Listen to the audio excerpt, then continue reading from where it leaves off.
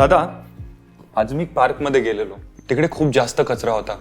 याबद्दल आपल्याला काहीतरी करता येईल का? रोहन, सजग असणं म्हणजे केवळ चुका ओळखणं नाही, तर त्यावर कृती करणं आणि आपल्या समुदायाला सुधारण्याचा प्रयत्न करणं. मी तुला सांगतो कसं आपण सक्रिय आणि जबाबदार नागरिक होऊ शकतो.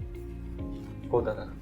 सजग असणं म्हणजे केवळ लक्ष ठेवणं नाही, तर आपल्या समाजाला सुरक्षित आणि चांगलं बनवण्यासाठी कृती करणं. चल, याबद्दल अधिक माहिती पाहूया.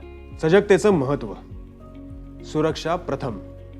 सजगतेमुळे आपण धोके, अपघात किंवा कायदेशीर गोष्टी चांगल्या रीतीने हाताळू शकतो. संपत्तीचं संरक्षण. सजगतेमुळे आपत्ती किंवा सार्वजनिक मालमत्तेचा दुरुपयोग रोखता येतो. सामाजिक जबाबदारीला प्रोत्साहन.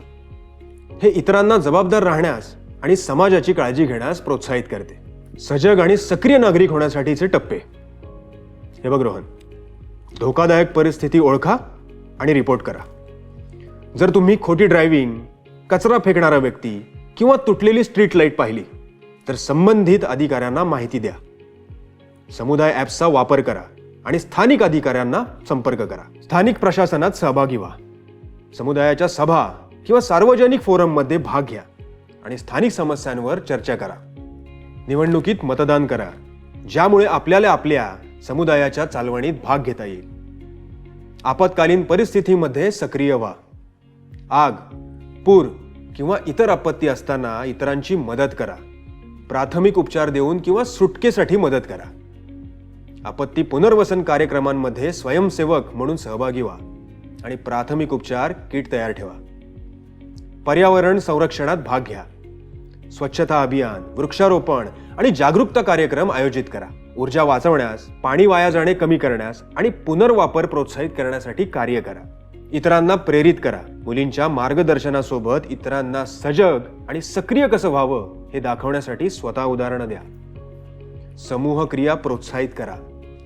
समाजातील इतरांसोबत कार्य करा आणि समस्यांवर उपाय शोधा. रोहन, सजग जगणं म्हणजे फक्त समस्या नोंदवणं नाही, तर आपल्या समुदायाला सुरक्षित आणि चांगलं बनवण्याचा सक्रिय प्रयत्न करणं. धन्यवाद दादा. प्रत्येक लहान कृती महत्त्वाची असते. मी नेहमीच सार्वजनिक मालमत्तेचा आदर करीन आणि इतरांना देखील ते करण्यासाठी प्रेरित करेन. खूप छान रोहन. आपल्या सर्वांना आपला परिसर स्वच्छ आणि सुरक्षित ठेवण्यासाठी भूमिका पार पाडाव्या लागतात.